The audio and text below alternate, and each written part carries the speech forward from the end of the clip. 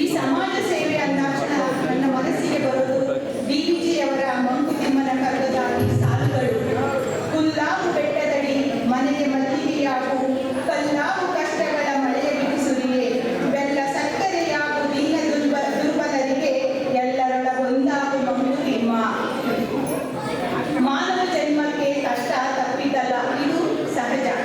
ಆದರೆ ನಮ್ಮ ತೊಂದರೆ ಏನೇ ಇರಲಿ, ಬೇರೆಯವರ ಬದುಕಿನಲ್ಲಿ ಒಂದು ಆಶಾಕಿರಣ ಮೂಡಿಸುವುದಾದರೆ ಆ ಕಡೆ ನಮ್ಮ ಪ್ರಯತ್ನ ಸದಾ ಇರಲಿ ಅಂತ ಆಶಿಸುತ್ತಾ, ಶ್ರೀಮತಿ ಶೋಭಾ ಪಿ ಗೌಡ, ಸಮಾಜ ಸೇವಕರು, ಸಂಸ್ಥಾಪಕರು, ರಾಜ್ಯಾಧ್ಯಕ್ಷರಾದಂಥ ಶೋಭಾರವರಿಗೆ ನನ್ನ ಮನದಾಳದ ಒಂದು 4 ಮಾತುಗಳನ್ನು ಆಡಲಿಕ್ಕೆ ಇಷ್ಟಪಡ್ತೀನಿ.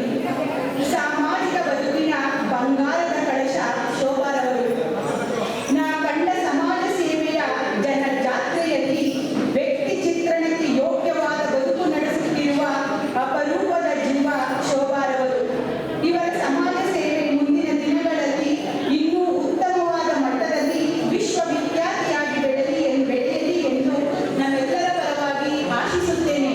ಹಾಗೆ ಅದ್ಭುತವಾದ ನಿರೂಪಣೆ ಮಾಡುವಂತಹ ಶೇಖರವರಿಗೂ ಕೂಡ ನಮ್ಮೆಲ್ಲರ ಪರವಾಗಿ ವಂದನೆಗಳನ್ನು ಅರ್ಪಿಸುತ್ತಾ,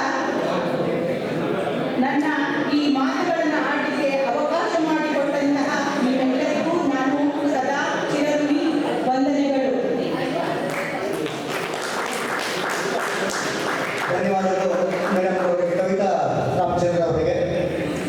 ಬಂದರೆ ಈಗ ಇನ್ನೇನು ಕೊನೆಯದಾಗಿ ಪರಮ ಪೂಜ್ಯರು ಆಶೀರ್ವಾದಗಳನ್ನು ನೀಡಿದ್ದಾರೆ. ಈಗ ಮತ್ತೊಬ್ಬರು ಸನ್ಮಾನಿತರಿದ್ದಾರೆ.